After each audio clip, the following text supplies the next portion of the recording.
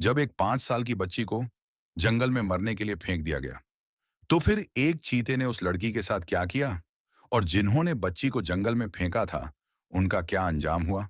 आइए सुनते हैं ये कहानी एक छोटे से गांव तिलियापुर से शुरू होती है, जहां की हवाओं में मिट्टी की खुशबू और लोगों के दिलों में सादगी बसती थी। तिलियापुर गांव के एक किनारे पर एक छोटा मगर बहुत ही खूबसूरत घर था।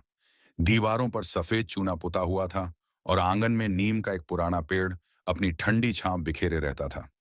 ये घर था सलीम और शबाना का। सलीम एक बहुत ही मेहनती किसान था। उसके चेहरे पर हमेशा पसीने की बूंदें चमकती रहती थीं, जो उसकी मेहनत की गवाही देती थीं। वो सुबह सूरज निकलने से पहले ही खेतों पर चला जाता और शाम को जब सूरज ढलने लगता, तब वापस लौटता। शबाना, उसकी बीवी, घर को किसी महल की तरह सजा कर रखती थी। शबाना के हाथों में ऐसा जादू था कि रूखी सूखी रोटी भी पकवान जैसी लगती थी। दोनों की जिंदगी में मोहब्बत थी, सुकून था और एक दूसरे का साथ था। लेकिन कहते हैं ना कि हर इंसान की जिंदगी में कोई ना कोई एक कमी जरूर होती है, जो उसे रात को सोने नहीं देती। सलीम और शबाना की जिंदगी में भी वो कमी थी। उनकी शादी को 10 साल बीत चुके थे। 10 साल सुनने में ये वक्त छोटा लगता है, लेकिन जिस आंगन में बच्चे की किलकारी न गूंजे, वहां एक एक दिन एक एक साल की तरह गुजरता है। शबाना अक्सर अपने घर के खाली आंगन को देखती और उसकी आंखों में एक अजीब सी वीरानी छा जाती। वो जब गांव की दूसरी औरतों को अपने बच्चों को गोद में उठाए देखती, तो उसका दिल जैसे मुट्ठी में भींच जाता। वो मन ही मन सोचती, क्या मेरी जिंदगी में मां कहलाना नहीं लिखा। सलीम भी ये दर्द समझता था। जब वो काम से थक हार कर घर लौटता और शबाना को उदास बैठा देखता, तो वो उसके पास जाकर बैठ जाता। वो शबाना के सिर पर हाथ रखकर कहता, शबाना, तुम क्यों उदास होती हो? हम दोनों एक दूसरे के लिए काफी है ना। अगर जिंदगी रही तो हमारा आंगन भी खुशियों से भर जाएगा, और अगर नहीं भी हुआ तो क्या हुआ? तुम मेरी हो और मैं तुम्हारा हूं, यही मेरी दौलत है। सलीम की बातें शबाना को हिम्मत तो देती थीं, लेकिन एक औरत का दिल औलाद की आस में हमेशा तड़पता रहता है। दिन गुजरते गए, मौसम बदलते गए, सर्दियां आईं और चली गईं, बारिशें बरसीं और सूख गईं, लेकिन उनकी उम्मीद का पौधा नहीं खिला। गांव के लोग भी अब दबी जुबान में बातें बनाने लगे थे। कोई कहता, बेचारी की गोद हमेशा सूनी ही रहेगी। ये ताने तीरों की तरह शबाना के दिल में चुभते थे, लेकिन वो खामोश रहती। फिर 10 साल के लंबे इंतजार के बाद वो दिन आया जिसका अरमान सलीम और शबाना ने न जाने कितनी रातों को देखा था। घर में खुशखबरी आई। शबाना उम्मीद से थी। ये खबर सुनते ही सलीम की खुशी का कोई ठिकाना न रहा। वो खेतों में काम करते करते भी मुस्कुराने लगता। उसे लगता जैसे पूरी दुनिया की दौलत उसे मिल गई हो। शबाना का चेहरा, जो हमेशा एक उदासी में डूबा रहता था, अब चमकने लगा था। वो अपना बहुत ख्याल रखती और सलीम तो जैसे उसे जमीन पर पैर ही नहीं रखने देता था। आखिरकार वो घड़ी आ पहुंची। एक सुहानी सुबह, जब गांव में चिड़िया चहचहा रही थीं, सलीम के घर एक नन्ही बच्ची ने जन्म लिया। बच्ची इतनी खूबसूरत थी कि जो भी उसे देखता, बस देखता ही रह जाता। उसकी बड़ी बड़ी काली आंखें, गुलाब की पंखुड़ियों जैसे होंठ और रंग दूध जैसा गोरा था। सलीम ने जब पहली बार अपनी बेटी को गोद में उठाया, तो उसकी आंखों से आंसू छलक पड़े। ये खुशी के आंसू थे। उसने बच्ची के माथे को चूमा और कहा, ये मेरी जिंदगी की कीमती दौलत है। इसके आने से मेरी जिंदगी महक उठी है। हम इसका नाम महक रखेंगे। महक नाम बहुत ही प्यारा था और उस बच्ची पर जचता भी था। महक के आने से सलीम और शबाना का घर वाकई खुशियों से भर गया था। जो आंगन कल तक वीरान पड़ा रहता था, अब वहां महक की हंसी गूंजने लगी। शबाना दिन रात अपनी बेटी के इर्द गिर्द घूमती रहती। कभी उसे नए नए कपड़े पहनाती, कभी उसकी आंखों में काजल लगाती ताकि उसे किसी की नजर न लगे, तो कभी उसे लोरी गाकर सुलाती। वक्त पंख लगाकर उड़ने लगा। महक धीरे धीरे बड़ी होने लगी। जब वो घुटनों के बल चलने लगी, तो सलीम घर आते ही सबसे पहले उसे अपनी गोद में उठा लेता और हवा में उछालता। महक की खिलखिलाहट से पूरा घर गूंज उठता। सलीम कहता, देखना शबाना, मेरी बेटी एक दिन राज करेगी। मैं इसे दुनिया की हर खुशी दूंगा। इसे कभी किसी चीज की कमी नहीं होने दूंगा। शबाना मुस्कुराते हुए कहती, बस आप इसे ज्यादा लाड प्यार करके बिगाड़ मत देना। मगर दिल ही दिल में शबाना भी जानती थी कि महक उनकी जान है। महक अब 4 साल की हो चुकी थी। वो पूरे गांव की लाडली थी। उसकी तोतली बातें और शरारतें सबका दिल जीत लेती थीं। वो अपने बाबा के साथ खेतों पर जाने की जिद करती। सलीम उसे अपने कंधे पर बैठा कर ले जाता। वो छोटी सी महक खेतों में तितलियों के पीछे भागती, मिट्टी के घर बनाती और शाम को बाबा की उंगली पकड़कर वापस आती। ये वो दौर था जब उनकी जिंदगी में सब कुछ ठीक चल रहा था। लेकिन कहते हैं ना कि वक्त को बदलते देर नहीं लगती, और कभी-कभी बहुत ज्यादा खुशियां भी नजर का शिकार हो जाती हैं। एक दिन जब आसमान पर गहरे बादल छाए हुए थे, सलीम ने शबाना से कहा, शबाना, मुझे शहर जाना है। फसल के कुछ औजार खरीदने हैं और महक के लिए कुछ अच्छे कपड़े और खिलौने भी लाने हैं। उसका जन्मदिन आने वाला है। शबाना ने कहा, अकेले जाओगे? मुझे भी बहुत दिन हो गए शहर देखे हुए, और मुझे भी घर के लिए कुछ जरूरी सामान लेना था। सलीम ने सोचा, फिर मुस्कुराकर बोला, ठीक है, चलो साथ चलते हैं। महक को भी घुमा लाएंगे। लेकिन शबाना ने मना कर दिया। उसने कहा, नहीं, महक अभी छोटी है, सफर लंबा है और मौसम भी खराब लग रहा है। उसे साथ ले जाना ठीक नहीं होगा। हम सुबह जाएंगे और शाम तक वापस आ जाएंगे। तब तक मैं उसे पड़ोस वाली खाला के पास छोड़ दूंगी। वो महक को बहुत मानती है। पूरा दिन उसके साथ खेलती रहेंगी। सलीम को ये बात जंची। उन्होंने महक को समझा बुझाकर पड़ोसी के घर छोड़ दिया। महक ने थोड़ा मुंह बनाया, बाबा का दामन पकड़ा, लेकिन सलीम ने उसे गोद में उठाकर माथे पर प्यार किया और कहा, मेरी गुड़िया, जब मैं वापस आऊंगा तो तुम्हारे लिए एक बहुत बड़ी गुड़िया और ढेर सारी चॉकलेट लेकर आऊंगा। महक मान गई। उसने अपने नन्हे हाथ हिलाकर अपने माँ बाप को अलविदा कहा। उसे क्या पता था कि ये अलविदा हमेशा के लिए है। उसे क्या खबर थी कि वो अपने बाबा के कंधे पर फिर कभी नहीं बैठ पाएगी और माँ की गोद में फिर कभी सर रखकर नहीं सो पाएगी। सलीम और शबाना बस में बैठकर शहर के लिए रवाना हो गए। बस पुरानी थी और रास्ता खराब। गांव से शहर जाने वाला रास्ता एक पहाड़ी इलाके से होकर गुजरता था, जिसके एक तरफ गहरी खाई थी और दूसरी तरफ ऊंचे पहाड़। उस दिन मौसम भी ठंडा था। तेज बारिश शुरू हो चुकी थी और सड़क पर फिसलन थी। बस अपनी रफ्तार से चल रही थी। अंदर बैठे लोग हंसी मजाक कर रहे थे। सलीम और शबाना भी खुश थे। आने वाली जिंदगी के सपने बुन रहे थे। सलीम शबाना से कह रहा था, इस बार फसल अच्छी हुई तो हम घर की छत पक्की करवा लेंगे। शबाना मुस्कुरा रही थी। तभी अचानक एक जोरदार झटका लगा। बस के ड्राइवर ने संतुलन खो दिया। सामने से एक तेज रफ्तार ट्रक आ रहा था। उसे बचाने के चक्कर में ड्राइवर ने स्टीयरिंग घुमाया, लेकिन बारिश की वजह से पहिए फिसल गए। बस सड़क के किनारे लगी रेलिंग को तोड़ती हुई सीधी गहरी खाई में जा गिरी। एक पल, बस एक पल में सब कुछ खत्म हो गया। चीख पुकार, लोहे के टूटने की आवाजें और फिर एक भयानक खामोशी। वो खामोशी जो मौत के बाद आती है। उस हादसे में बस में सवार लगभग सभी लोग अपनी जान गंवा बैठे। सलीम और शबाना भी उन्हीं में शामिल थे। उनकी आंखों में महक के लिए सजाए गए सपने, उनके दिल में बसी उम्मीदें, सब उस खाई के अंधेरे में हमेशा के लिए दफन हो गए। खबर जब गांव पहुंची तो कोहराम मच गया। किसी को यकीन ही नहीं हो रहा था कि हंसता खेलता सलीम और उसकी बीवी शबाना अब इस दुनिया में नहीं रहे। पूरा गांव गम में डूब गया। लोग भागते हुए सलीम के घर की तरफ आए। महक, जो पड़ोस के घर में खेल रही थी, इस शोर शराबे को देखकर डर गई। उसने देखा कि लोग रो रहे हैं, औरतें अपनी छाती पीट रही हैं। वो समझ नहीं पा रही थी कि क्या हुआ है। वो अपनी तोतली जुबान में पूछने लगी, मेरी अम्मी कहाँ हैं? मेरे बाबा कब आएंगे? उन्होंने कहा था वो मेरे लिए गुड़िया लाएंगे। उस बच्ची के सवालों का जवाब किसी गांव वाले के पास नहीं था। वहां मौजूद औरतों का कलेजा फट रहा था। एक बूढ़ी अम्मा ने आगे बढ़कर महक को अपनी छाती से लगा लिया और फूट फूट कर रोने लगी। हाय री जिंदगी, इस फूल जैसी बच्ची का अब क्या होगा? अभी तो इसकी उम्र ही क्या है। सर से मां बाप का साया उठ गया। गांव वाले इकट्ठे हुए। माहौल इतना गमगीन था कि पत्थर दिल इंसान भी रो पड़े। महक को अभी भी समझ नहीं आ रहा था कि उसके मां बाप को लोग सफेद चादर ओढ़ाकर कहां ले जा रहे हैं। वो बार बार भीड़ में से रास्ता बनाकर आगे जाने की कोशिश करती और चिल्लाती, बाबा उठो, अम्मी उठो, मुझे घर जाना है। उसे रोता देख हर आंख नम थी। वो मंजर बड़ा दर्दनाक था। बाद में जब गांव के बड़े बुजुर्ग बैठे, सवाल यह था कि अब महक का क्या होगा? उसका इस दुनिया में अब कौन है? सलीम का कोई सगा भाई बहन गांव में नहीं रहता था, सिवाय एक दूर के चचेरे भाई के, जिसका नाम साजिद था। साजिद और उसकी बीवी महरीन दोनों सबसे आगे खड़े थे और सबसे ज्यादा रोने का दिखावा कर रहे थे। साजिद ने अपनी पगड़ी संभाली और भरी पंचायत में आगे आकर कहा, भाइयों, सलीम मेरा भाई था। उसके जाने का गम मुझे भी उतना ही है जितना आप सबको।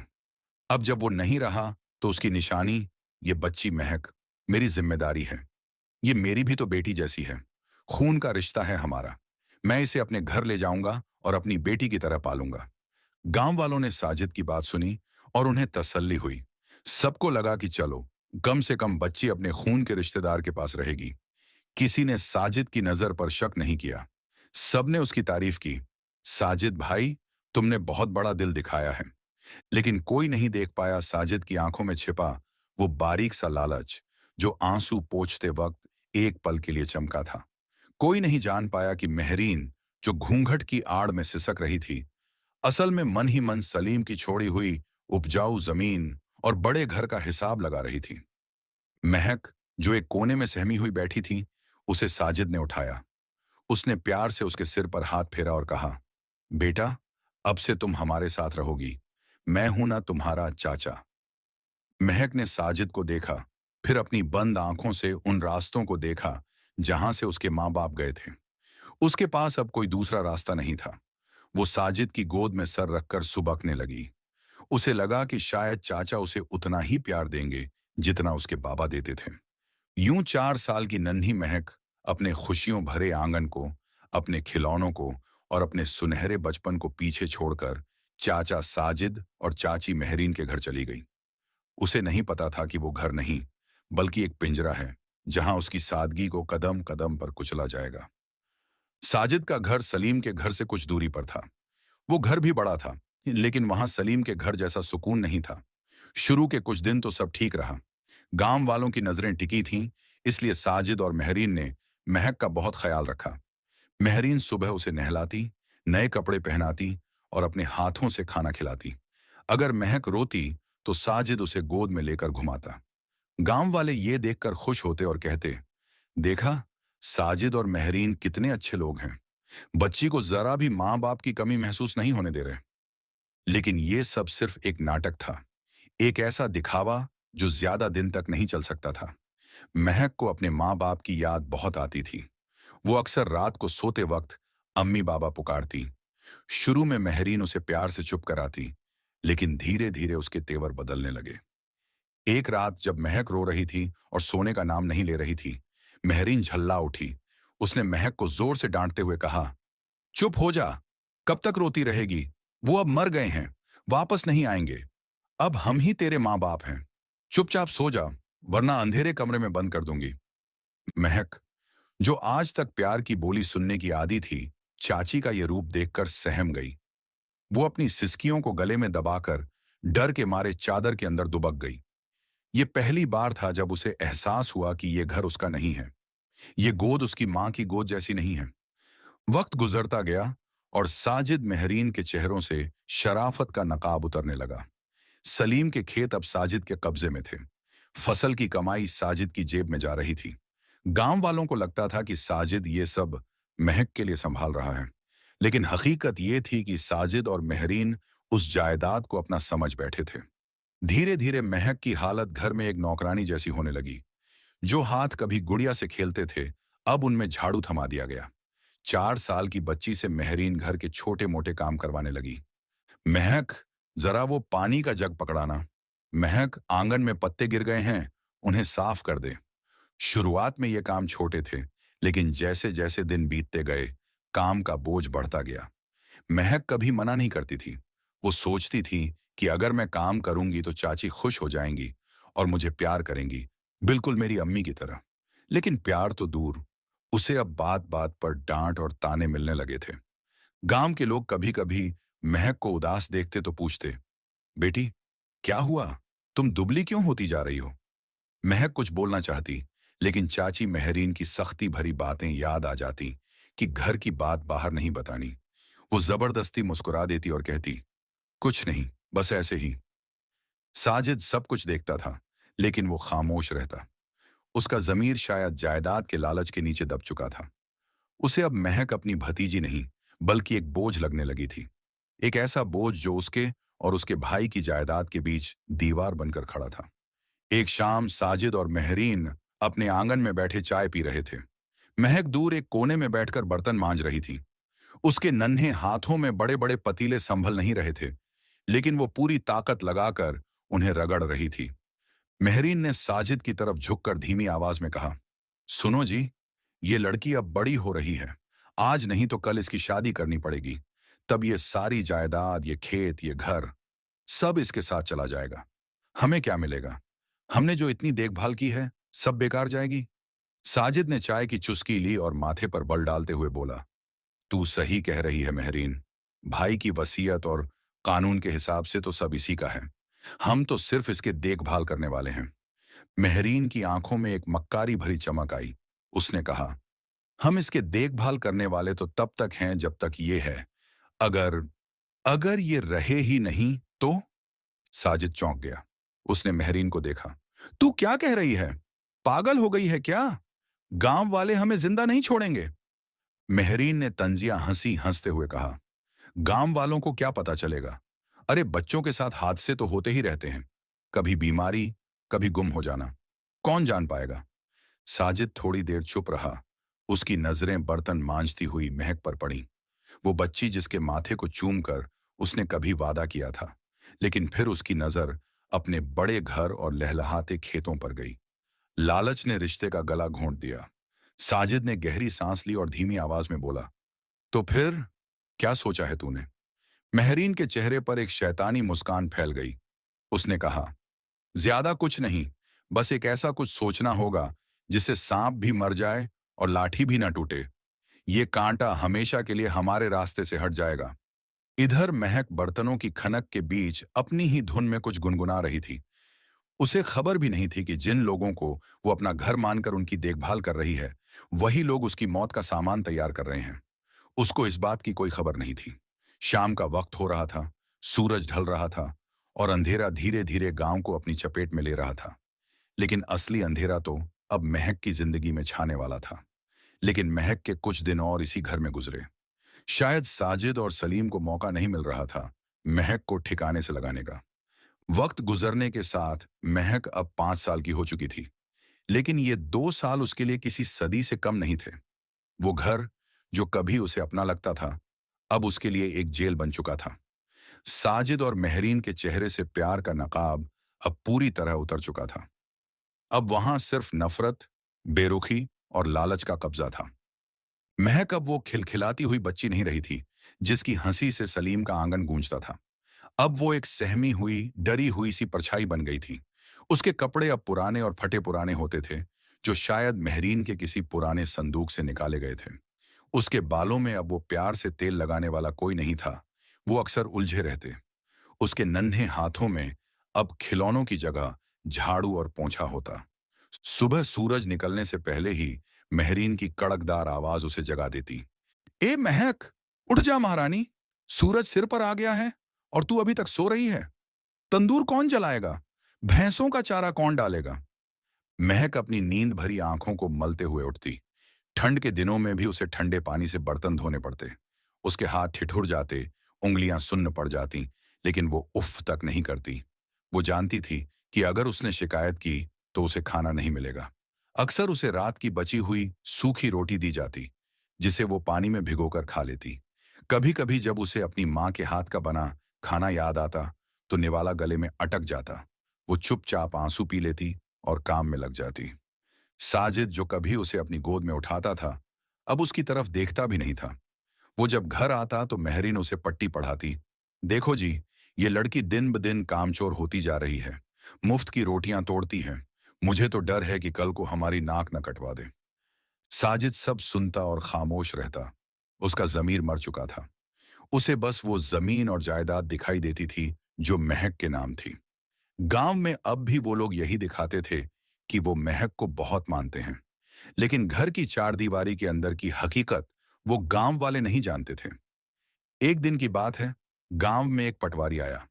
उसने साजिद को बुलाकर कहा, साजिद भाई, सलीम भाई की जमीन बहुत कीमती है। शहर से एक पार्टी इसे खरीदने आ रही है। बहुत बड़ा दाम मिल रहा है। साजिद की आंखों में चमक आ गई। उसने लालच में पूछा, तो फिर देर किस बात की? बेच दो, पैसा तो हमारे काम ही आएगा। पटवारी ने सिर हिलाते हुए कहा, नहीं साजिद भाई, इतना आसान नहीं है।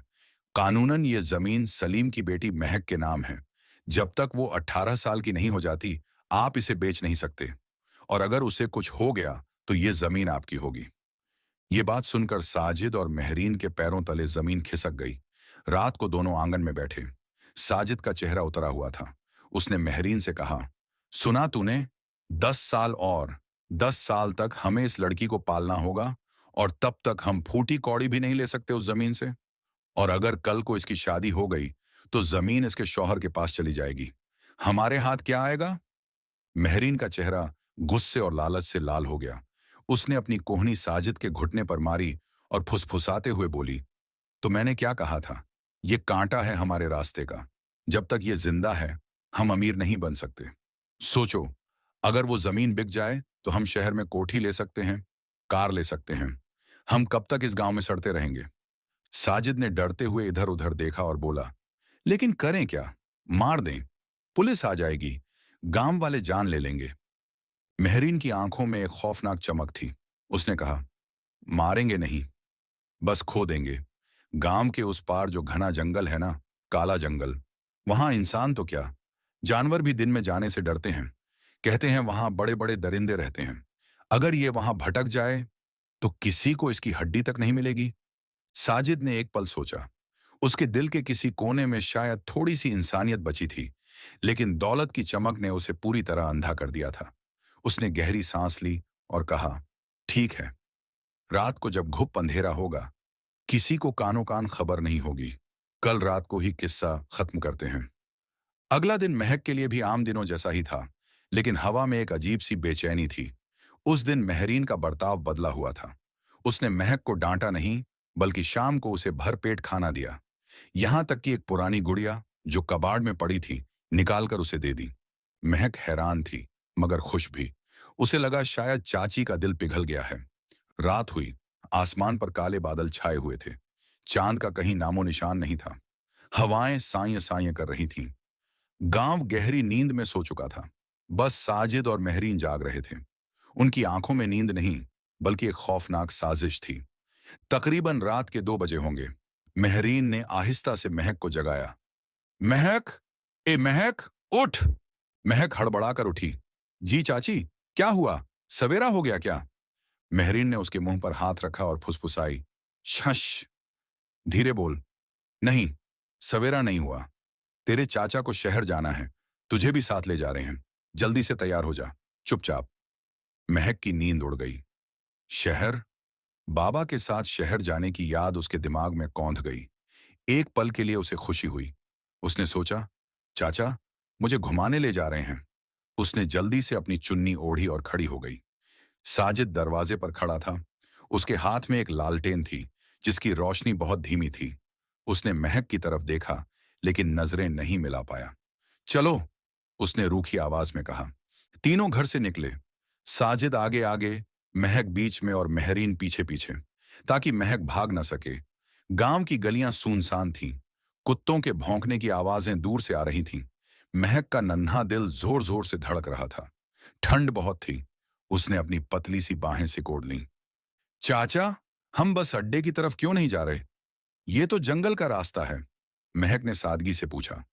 साजिद के कदम एक पल के लिए रुके, फिर उसने झूठ बोला। वो बस अड्डा जाने का ये छोटा रास्ता है, तू चुपचाप चलती रह। वे चलते रहे। गांव पीछे छूट गया। अब उनके चारों तरफ सिर्फ पेड़ थे। रास्ता ऊबड़ खाबड़ और पथरीला था। झाड़ियां महक के पैरों में चुभ रही थीं। जंगल की खामोशी इतनी डरावनी थी कि अपने कदमों की आवाज भी दिल दहला रही थी। हवाएं दरख्तों से टकराकर अजीब सी सीटियां बजा रही थीं। महक को अब डर लगने लगा था। चाची, मुझे डर लग रहा है, हम वापस चलते हैं ना? उसने रोनी सूरत बनाकर कहा। मेहरीन ने उसके कंधे पर जोर से हाथ रखा और दबाते हुए बोली, डरपोक कहीं की, तेरे चाचा है ना साथ में, बस थोड़ी दूर और, वहां एक मेला लगा है। वे जंगल में काफी अंदर आ चुके थे। ये वो इलाका था जहां दिन में भी अंधेरा रहता था। बड़े बड़े पुराने पेड़, जिनकी जड़ें सांपों की तरह जमीन पर फैली थीं। उल्लुओं की डरावनी आवाजें गूंज रही थीं। यहाँ की हवा में एक अजीब सी गंध थी, सड़े हुए पत्तों और साजिश की गंध। साजिद एक पुराने पेड़ के पास रुका। यह जगह गांव से कोसों दूर थी। यहां से वापस जाने का रास्ता ढूंढना एक बच्चे के लिए नामुमकिन था। साजिद ने लालटेन जमीन पर रखी। उसका हाथ कांप रहा था। उसने महक की तरफ देखा। महक उसे उम्मीद भरी नजरों से देख रही थी। चाचा, मेला कहाँ है? उसने पूछा। साजिद का गला सूख गया। उसने अपनी जेब से एक रुमाल निकाला और पसीना पोंछा। मेहरीन ने उसे कोहनी मारी। अब सोच क्या रहे हो? करो जो करना है। साजिद ने घुटने टेक कर महक के बराबर आया। उसने कहा, बेटा महक, हम एक खेल खेलेंगे, लुका छिपी का खेल। लुका छिपी? अभी? इतनी रात को? महक ने हैरानी से पूछा। हाँ, मेहरीन ने जल्दी से बात संभाली। ये बहुत मजेदार खेल है। देख, तू यहां आंखें बंद करके 100 तक गिनेगी। हम छुप जाएंगे। अगर तूने हमें ढूंढ लिया तो हम तुझे ढेर सारे खिलौने देंगे, और अगर नहीं ढूंढ पाई तो तू यहीं इंतजार करना, हम खुद आ जाएंगे। महक को अजीब लगा, लेकिन खिलौनों के लालच और चाचा चाची की बात माननी थी। उसने सादगी से कहा, ठीक है, मैं गिनती हूं। महक ने उस घने डरावने जंगल के बीच उस पुराने पेड़ की तरफ मुंह किया और अपनी नन्ही हथेलियों से अपनी आंखें ढक लीं। 1, 2, 3। उसकी कांपती हुई आवाज जंगल के सन्नाटे में गूंजने लगी। साजिद और मेहरीन ने एक दूसरे को देखा। साजिद ने लालटेन उठाई और बुझा दी, ताकि महक रोशनी देखकर पीछे न आए। अंधेरे का फायदा उठाकर वे दोनों उल्टे कदमों से बिल्ली की तरह दबे पांव पीछे हटने लगे। 4, 5, 6। महक गिनती जा रही थी। साजिद और मेहरीन ने दौड़ लगा दी। वे झाड़ियों को चीरते हुए, पत्थरों से ठोकर खाते हुए पागलों की तरह भाग रहे थे। उनके दिल में महक के लिए प्यार नहीं, बल्कि अपनी जान छुड़ाने की खुशी थी। वे जितनी तेजी से हो सकता था उस जगह से दूर जाना चाहते थे। 50, 51। महक की आवाज अब हवा में खोने लगी थी। साजिद और मेहरीन काफी दूर निकल आए। वे एक टीले पर चढ़कर रुके और पीछे मुड़कर देखा।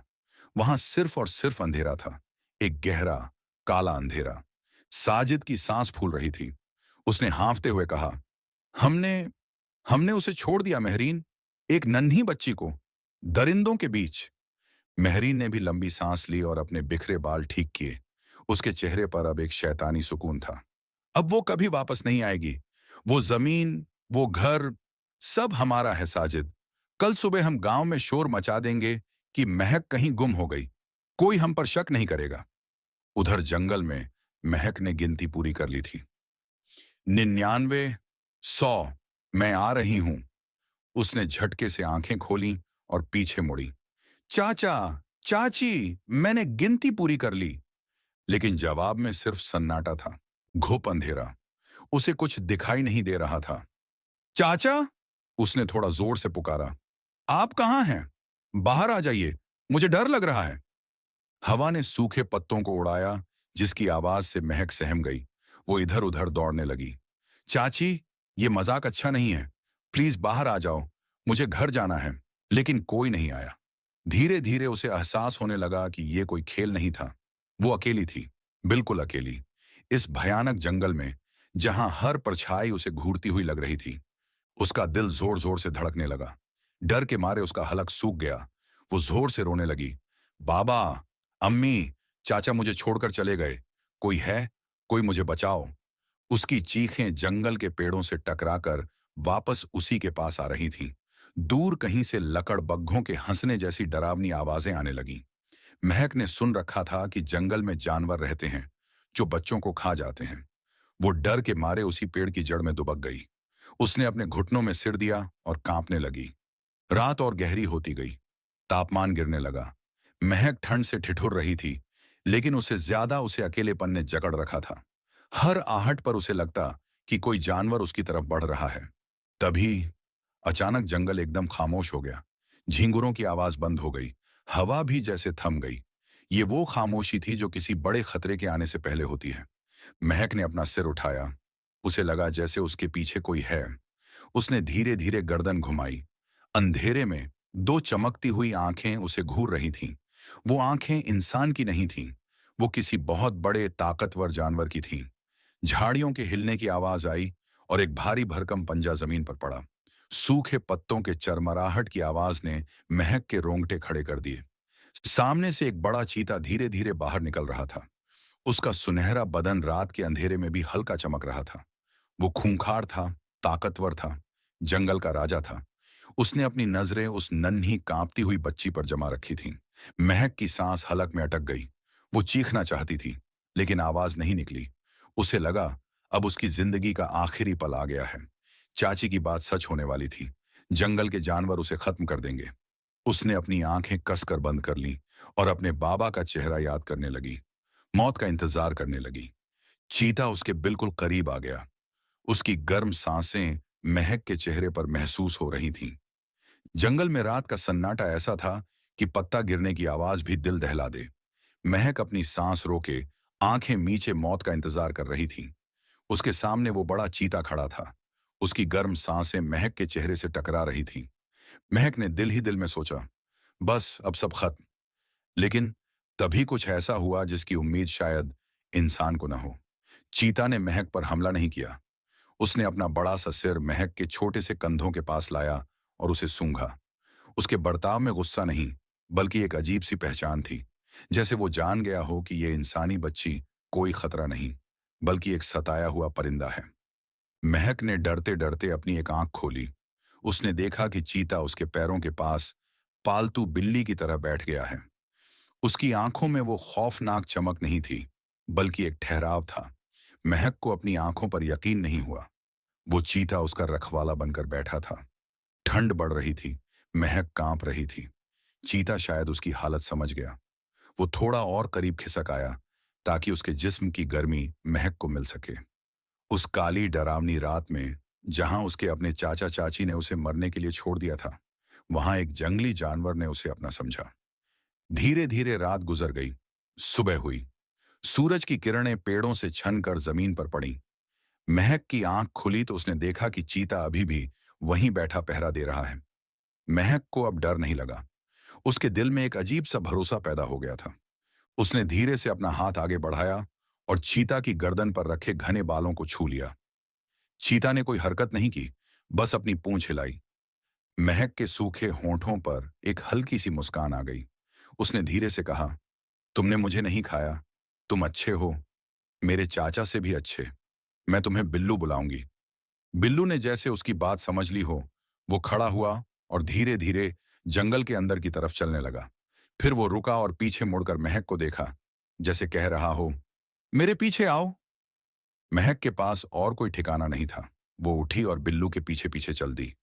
बिल्लू उसे एक पुरानी गुफा के पास ले गया, जो एक छोटी सी पहाड़ी के नीचे बनी थी। पास ही एक साफ पानी का झरना बह रहा था। महक ने जी भर के पानी पिया।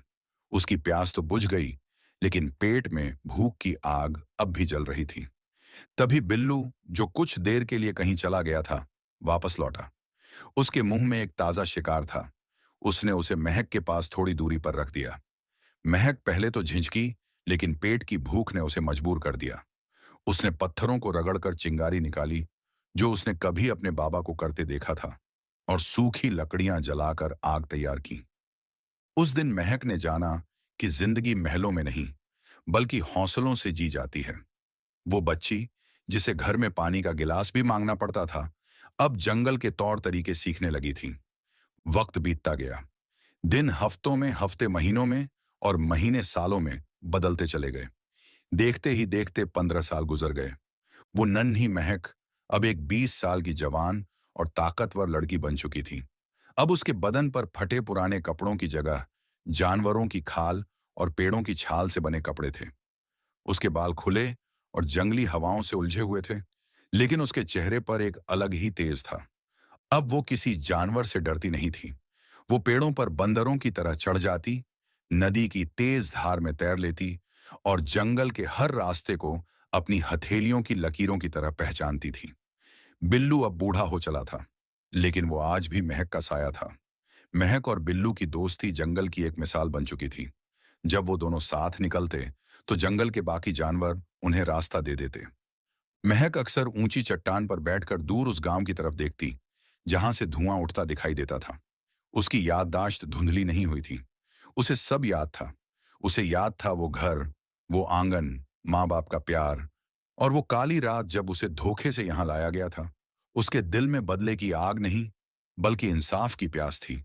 वो अक्सर बिल्लू से कहती, बिल्लू, मेरा एक घर था, मेरे अपने लोग थे, उन्होंने मेरा हक छीना है, मुझे वापस जाना होगा, एक दिन जरूर जाऊंगी। दूसरी तरफ गांव में साजिद और मेहरीन की जिंदगी पूरी तरह बदल चुकी थी। महक के गुम होने के कुछ महीनों बाद ही साजिद ने जमीन बेच दी थी। जो पैसा मिला, उससे उन्होंने गांव में सबसे बड़ा पक्का मकान बनवाया। घर के आंगन में मार्बल लगा था, नौकर चाकर काम करते थे, और साजिद अब गांव का रईस आदमी कहलाता था। मेहरीन अब रेशमी साड़ियां पहनती और सोने के गहनों से लदी रहती। वो जब गांव में निकलती तो लोग उसे आदाब करते, लेकिन पीठ पीछे सब जानते थे कि इनकी दौलत में कुछ तो काला है। साजिद और मेहरीन को लगता था कि उन्होंने अपनी जिंदगी बदल ली है। करीब 10-12 साल तक उन्होंने खूब ऐश की, लेकिन फिर एक दिन साजिद अपनी बैठक में दोस्तों के साथ हंसी ठिठोली कर रहा था। अचानक उसके हाथ से चाय का प्याला छूटकर गिर गया। उसने उठाने की कोशिश की, लेकिन उसका हाथ हिला ही नहीं। उसकी जुबान लड़खड़ाने लगी। देखते ही देखते उसका आधा जिस्म सुन्न पड़ गया। हड़कंप मच गया। डॉक्टर बुलाए गए। पता चला कि साजिद को लकवे का बहुत जबरदस्त अटैक आया है। उसका सीधा हाथ और सीधा पैर पूरी तरह बेकार हो गए थे। मुंह भी एक तरफ टेढ़ा हो गया था। वो साजिद जो कल तक अपनी दौलत पर अकड़कर चलता था, अब बिस्तर का मोहताज हो गया। मुसीबत यहीं खत्म नहीं हुई। साजिद के इलाज में पानी की तरह पैसा बहने लगा। शहर के बड़े बड़े अस्पतालों के चक्कर लगने लगे। जो जमीन बेचकर पैसा जमा किया था, वो अब दवाइयों और डॉक्टरों की फीस में जा रहा था। मेहरीन, जो कभी महक से दिन रात काम करवाती थी, अब खुद साजिद की देखभाल में फंस गई थी। नौकरों ने भी धीरे धीरे काम छोड़ दिया, क्योंकि साजिद का लहजा बीमारी की वजह से बहुत चिड़चिड़ा हो गया था। वो दिन भर बिस्तर पर पड़ा चिल्लाता रहता। रात को मेहरीन को नींद नहीं आती थी। जैसे ही वो आंखें बंद करती, उसे महक का नन्हा चेहरा दिखाई देता। उसे वो रात याद आती जब महक रोते हुए पूछ रही थी, चाची, मुझे घर जाना है। मेहरीन हड़बड़ा कर उठ बैठती।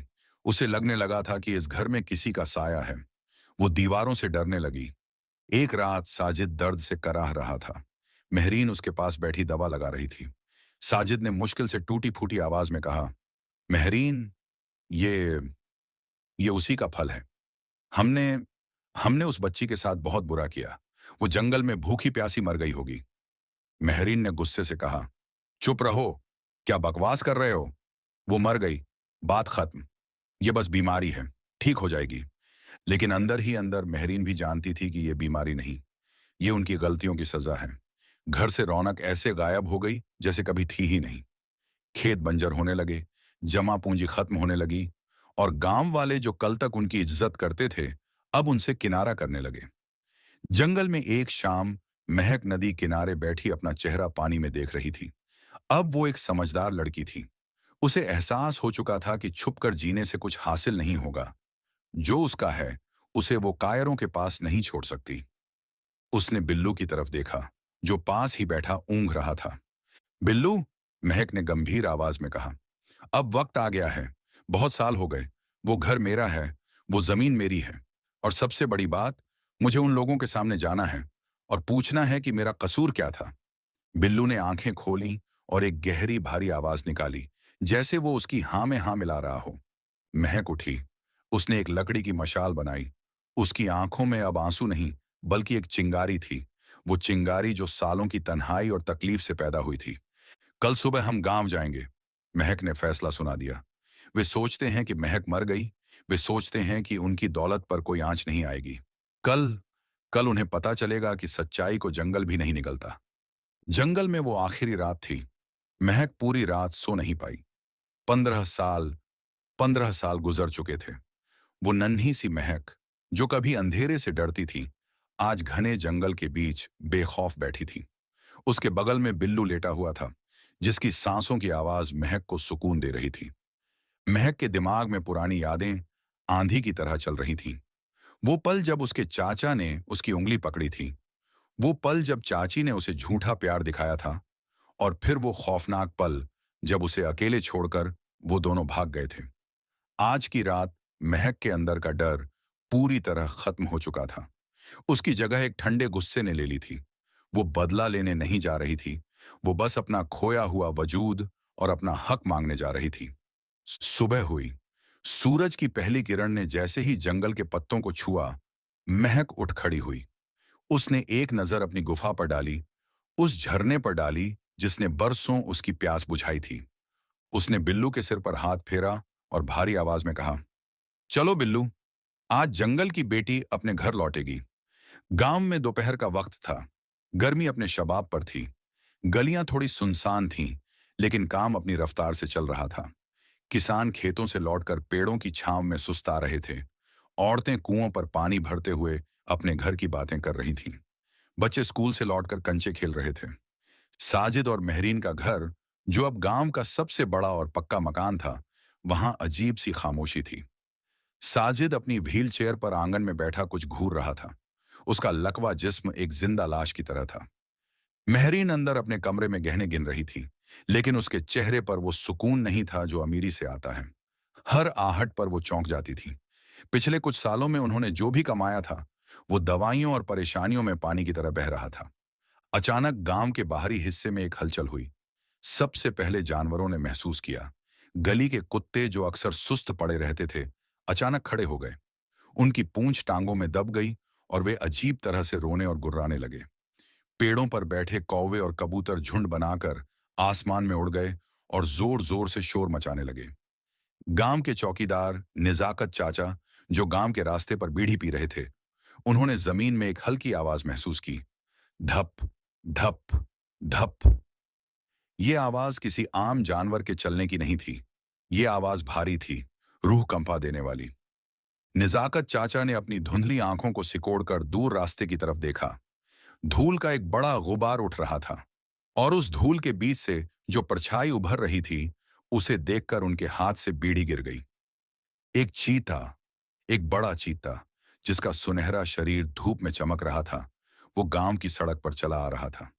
उसके अयाल हवा में उड़ रहे थे, और सबसे ज्यादा हैरान करने वाली बात यह थी कि उस खूंखार जानवर के ठीक बगल में एक इंसानी साया चल रहा था। निजाकत चाचा के गले से चीख निकली, चीता! गांव में चीता आ गया! भागो, सब अपने घरों में भागो! उनकी आवाज ने जैसे पूरे गांव को नींद से जगा दिया। पल भर में ही गांव का नक्शा बदल गया। जो लोग चौपाल पर बैठे थे, वो चप्पलें छोड़कर भागे। दुकानदार अपनी दुकानों के गेट बंद करने लगे। माएं अपने बच्चों को गलियों से खींचकर घरों के अंदर ले गईं। दरवाजों के बंद होने की धड़-धड़ आवाजें गूंजने लगीं। खिड़कियां बंद कर दी गईं। महक और बिल्लू गांव की सड़क पर दाखिल हुए। सन्नाटा ऐसा था कि सिर्फ बिल्लू के भारी कदमों की आवाज और महक की लाठी की ठक-ठक सुनाई दे रही थी। महक ने गांव को देखा। बहुत कुछ बदल गया था। कच्चे मकान पक्के हो गए थे। बिजली के खंभे लग गए थे। लेकिन हवा में वही पुरानी मिट्टी की महक थी। वो आगे बढ़ती रही। बिल्लू उसके साथ ऐसे चल रहा था जैसे कोई वफादार कुत्ता साथ चलता है। उसकी आंखों में शिकार की भूख नहीं थी। वो बीच बीच में अपनी गर्दन घुमाकर बंद दरवाजों की तरफ देखता और एक हल्की गुर्राहट करता, जिससे घरों के अंदर छिपे लोगों का दिल दहल जाता। वे दोनों चलते चलते गांव के बीचों बीच एक पुराने बरगद के पेड़ के नीचे पहुंचे। ये वही जगह थी जहां कभी पंचायत लगा करती थी। महक वहां रुक गई। उसने अपनी लाठी जमीन पर जोर से पटकी। बिल्लू उसके पैरों के पास बैठ गया और अपनी बड़ी बड़ी पीली आंखों से उस वीरान गांव को देखने लगा। महक ने एक गहरी सांस ली। उसकी आवाज में जंगल की गरज थी। छुपो मत! उसने चिल्लाकर कहा। मैं तुम्हें मारने नहीं आई हूं। मैं तो बस अपनों से मिलने आई हूं। बाहर निकलो। क्या मेरे गांव के मर्द इतने डरपोक हो गए हैं कि एक निहत्थी लड़की से डर कर छुप गए हैं? उसकी आवाज बंद कमरों में गूंजी। लोगों को आवाज में कुछ जाना पहचाना लगा, लेकिन डर अभी भी हावी था। धीरे धीरे सरपंच के घर का दरवाजा खुला। सरपंच, जो एक बुजुर्ग और समझदार आदमी थे, हाथ में एक भाला लिए कांपते हुए बाहर आए। उनके पीछे 4-5 और हिम्मत वाले नौजवान लाठियां लेकर निकले, लेकिन सबने चीता से 20 कदम की दूरी बनाए रखी।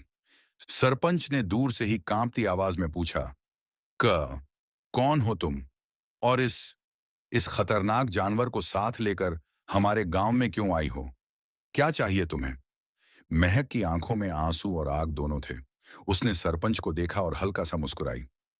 सरपंच चाचा, क्या आपने मुझे नहीं पहचाना? मैं वो हूं जिसे इस गांव में रहना था, लेकिन अपनों ने ही जिसे जंगल की खाक छानने के लिए मजबूर कर दिया। सरपंच ने अपनी आंखें सिकोड़ी। उस लड़की का चेहरा धूल और धूप से जला हुआ था। बाल बिखरे थे, लेकिन वो नाक, वो आंखें, वो नक्श उन्हें याद आने लगे। तभी भीड़ में से एक बूढ़ी औरत, जिसकी कमर झुकी हुई थी, भीड़ को चीरती हुई आगे आई। लोगों ने उसे रोका। अरे रुक जा पागल बुढ़िया, मारेगी क्या? लेकिन वो नहीं रुकी। वो महक के थोड़ा करीब गई और अपनी कमजोर आंखों से उसे गौर से देखा। ये आवाज, बुढ़िया बड़बड़ाई, ये आंखें, ये तो मेरी शबाना जैसी हैं। ये तो सलीम की बेटी है। बुढ़िया ने जोर से चीख कर कहा, अरे ओ लोगों, डरो मत। ये कोई दुश्मन नहीं है। ये तो हमारी महक है, सलीम की बेटी महक। महक? ये नाम बिजली की तरह भीड़ में दौड़ गया। लेकिन वो तो मर गई थी। साजिद ने कहा था वो मेले में खो गई। 15 साल पहले की बात है। ये जिंदा कैसे है? और ये चीता इसके साथ क्या कर रहा है? सवाल उठने लगे। दरवाजे खुलने लगे। डर की जगह अब हैरानी ने ले ली। लोग छतों पर, मुंडेरों पर चढ़कर उस अजूबे को देखने लगे। एक लड़की और एक चीता। महक ने अपनी आवाज ऊंची की। हाँ, मैं महक हूं, और मैं मरी नहीं थी। मुझे खोया नहीं गया था, मुझे फेंका गया था, कूड़े की तरह, ताकि मेरी जमीन, मेरा घर और मेरे माँ बाप की निशानियों पर कब्जा किया जा सके। भीड़ में सन्नाटा छा गया। यह सीधा इल्जाम था। महक ने फिर ललकारा, कहाँ है मेरे चाचा साजिद? कहाँ है मेरी चाची महरीन? उन्हें बुलाओ। कहो उनसे कि महक वापस आ गई है। वो खेल जो उन्होंने 15 साल पहले शुरू किया था, उसे खत्म करने आई है। सरपंच का चेहरा सख्त हो गया। उन्होंने तुरंत 2 आदमियों को कहा, जाओ, साजिद और महरीन को लेकर आओ। कहो पंचायत बुला रही है। थोड़ी ही देर में साजिद के घर से शोर सुनाई दिया। महरीन बाहर आने को तैयार नहीं थी, लेकिन गांव वालों ने जबरदस्ती दरवाजा खटखटाया। बाहर आओ, तुम्हारी भतीजी जिंदा वापस आई है। ये सुनते ही महरीन के हाथ से पानी का गिलास गिर गया। जिंदा? नहीं, ये नहीं हो सकता। वो मर गई थी। मैंने खुद देखा था अंधेरा। वो बड़बड़ाने लगी। साजिद, जो व्हील चेयर पर था, उसकी आंखों में एक अजीब सा खौफ तैर गया। उसे लगा जैसे उसका गुजरा हुआ वक्त सामने आ खड़ा हुआ है। गांव वाले साजिद की व्हील चेयर को धकेलते हुए और महरीन को लगभग घसीटते हुए बरगद के पेड़ के पास लाए। जैसे ही साजिद और महरीन ने महक को देखा, उनका खून जम गया। सामने वही लड़की खड़ी थी, जिसे वो एक नन्ही बच्ची के रूप में जंगल के मुंह में छोड़कर आए थे। लेकिन आज वो बच्ची नहीं, एक बहादुर लड़की लग रही थी। और उसके पैरों के पास बैठा वो चीता। वो तो जैसे खतरनाक लग रहा था। महरीन के पैर कांपने लगे। उसने भीड़ को देखा और चिल्लाई, ये झूठ है। ये महक नहीं है। ये कोई बहरूपिया है, कोई जादूगरनी है। ये चीता लेकर आई है हमें मारने के लिए। इसे भगाओ यहां से। महक अपनी जगह से नहीं हिली। वो बस महरीन की आंखों में देखती रही। जादूगरनी? महक ने सुकून भरे लहजे में कहा, चाची, याद है उस रात आपने मुझे क्या पहनाया था? एक नीला कुर्ता जिस पर सफेद फूल बने थे। याद है आपने मुझे क्या कहा था? आपने कहा था, महक, हम लुका छिपी खेलेंगे। तू 100 तक गिनती गिनना, हम छुप जाएंगे। महक एक कदम आगे बढ़ी। चीता भी उसके साथ खड़ा हो गया और महरीन की तरफ देखकर जोर से गुर्राया। महरीन चीखकर पीछे हटी और जमीन पर गिर पड़ी। महक ने अपनी बात जारी रखी, मैं वहां गिनती गिन रही थी, 1, 2, 3, और तुम दोनों दबे पांव भाग रहे थे। तुम सिर्फ जंगल से नहीं भागे थे चाची, तुम अपनी बच्ची के पास से भागे थे। तुमने सोचा था कि रात का अंधेरा और जंगल के जानवर मेरा नामो निशान मिटा देंगे। लेकिन देखो, उसने चीता के सिर पर हाथ रखा, जिसे तुम जानवर कहते हो, उसने मुझे कुछ नहीं कहा। और तुम जो मेरे खून के रिश्तेदार थे, तुमने क्या किया? तुमने मेरे बाप की जमीन के लिए मेरा सौदा कर दिया। भीड़ अब गुस्से में आ रही थी। लोग साजिद और महरीन की तरफ गुस्से से देख रहे थे। साजिद, जो अब तक चुप था, अचानक फूट फूट कर रोने लगा। उसका चेहरा आंसुओं से भीग गया। उसने अपने सही हाथ को हवा में उठाया और अजीब सी आवाजों में चिल्लाने की कोशिश की। "म- म- मैं मुंह मुजरिम हम हूं।" उसकी टूटी फूटी आवाज ने सब कुछ साफ कर दिया। साजिद का जमीर, जो बरसों से सोया हुआ था, आज जाग उठा था। उसने कांपते हाथ से मेहरीन की तरफ इशारा किया, जैसे कह रहा हो कि इसने मुझे उकसाया था, लेकिन मैं भी बराबर का हिस्सेदार हूं। मेहरीन ने देखा कि साजिद टूट चुका है और भीड़ का रुख बदल गया है। वो घुटनों के बल रेंगते हुए महक की तरफ बढ़ी। महक बेटी, मुझे माफ कर दे। मैं भटक गई थी। लालच ने मेरी आंखों पर पट्टी बांध दी थी। तू जो कहेगी मैं करूंगी। बस इस जानवर को मुझसे दूर रख। मुझे जान से मत मारना। महक ने उसे ठंडी नजरों से देखा। जान से मारना? नहीं चाची, मैं वो नहीं हूं जो तुम हो। मैं तुम्हें जान से नहीं मारूंगी। मौत तो बहुत आसान सजा है। तुम्हें तो जिंदा रहना होगा, ये देखने के लिए कि सच्चाई को कभी दबाया नहीं जा सकता। महक ने सरपंच की तरफ देखा। चाचा, ये जमीन, ये घर, ये खेत, सब मेरे बाबा के थे। इन्होंने धोखे से सब हड़प लिया। मुझे मेरा घर वापस चाहिए। और रही बात इनकी, उसने साजिद और मेहरीन की तरफ इशारा किया, तो मैं नहीं चाहती कि इनका खून मेरे हाथों पर लगे। आप जो फैसला करेंगे, मुझे मंजूर होगा। सरपंच ने अपनी पगड़ी संभाली और गुस्से से साजिद मेहरीन को देखा। तुम्हारे इस काम की कोई माफी नहीं है। तुमने न सिर्फ एक बच्ची के साथ छल किया, बल्कि पूरे गांव की आंखों में धूल झोंकी। तुम दोनों इस गांव के लिए कलंक हो। सरपंच ने अपना फैसला सुनाया। आज और अभी से साजिद और मेहरीन का इस गांव से हुक्का पानी बंद। इन्होंने जो भी जायदाद महक की बेची थी या कब्जा की थी, वो सब महक को वापस मिलेगी। और ये दोनों इसी वक्त, इसी कपड़ों में गांव छोड़कर चले जाएंगे। अगर सूरज ढलने के बाद ये गांव की सीमा में दिखे, तो इनका अंजाम बुरा होगा। भीड़ ने बिल्कुल सही के नारे लगाए। मेहरीन रोती रही, गिड़गिड़ाती रही, लेकिन किसी ने उसकी नहीं सुनी। साजिद, जो अब पूरी तरह टूट चुका था, उसने सिर लटका लिया। उसे समझ आ गया था कि जैसा करोगे वैसा भरोगे। गांव के कुछ लड़कों ने साजिद की व्हीलचेयर को धक्का दिया और मेहरीन को इशारा किया। दोनों को उसी रास्ते से गांव के बाहर निकाला गया, जिस रास्ते से वो कभी महक को जंगल ले गए थे। फर्क सिर्फ इतना था कि उस दिन महक नासमझ थी और आज ये दोनों समझदार थे। वे खाली हाथ बेइज्जत होकर अपनी ही कमाई हुई बदनामी का बोझ लेकर हमेशा के लिए वहां से चले गए। साजिद और मेहरीन के जाने के बाद महक ने उस बड़े पक्के मकान की तरफ देखा। ये वही जगह थी जहां उसका बचपन बीता था। इमारत बदल गई थी, लेकिन जमीन वही थी। वो धीरे धीरे घर के दरवाजे की तरफ बढ़ी। उसके हर कदम के साथ गांव वाले खामोशी से पीछे चल रहे थे। बिल्लू भी उसके साथ था।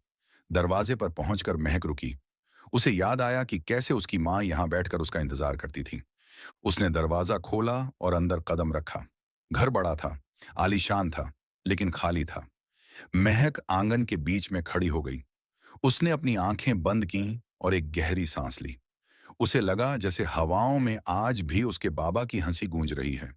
उसे लगा जैसे मां कह रही है, मेरी बेटी वापस आ गई। बिल्लू उसके पास आया और बैठ गया। महक नीचे बैठी और बिल्लू के गले लगकर पहली बार खुलकर रोई। ये आंसू दुख के नहीं, बल्कि एक लंबी जंग जीतने के बाद के सुकून के थे। गांव वाले दरवाजे पर खड़े होकर ये मंजर देख रहे थे। उनकी आंखों में भी नमी थी। उन्हें अपनी गलती का एहसास था कि वे एक बच्ची की देखभाल नहीं कर पाए थे, लेकिन आज उन्हें एहसास भी था कि उनकी बेटी एक शेरनी बनकर लौटी है। उस दिन के बाद महक ने अपनी जिंदगी नए सिरे से शुरू की। उसने अपने खेतों को संभाला और उस घर को फिर से साफ सुथरा किया। बिल्लू अपनी आखिरी सांस तक महक का साया बनकर उसके साथ रहा। जब भी महक गांव में निकलती, लोग इज्जत करते। ये कहानी सिर्फ महक की नहीं थी, ये एक सबक थी गांव वालों के लिए। ये सबूत थी कि जुल्म चाहे कितना भी ताकतवर क्यों ना हो, सच्चाई और जिंदगी के आगे उसकी एक नहीं चलती। इस वीडियो में इतना ही। इसे लाइक करना न भूलें और चैनल को सब्सक्राइब करके बेल आइकन जरूर दबा दें।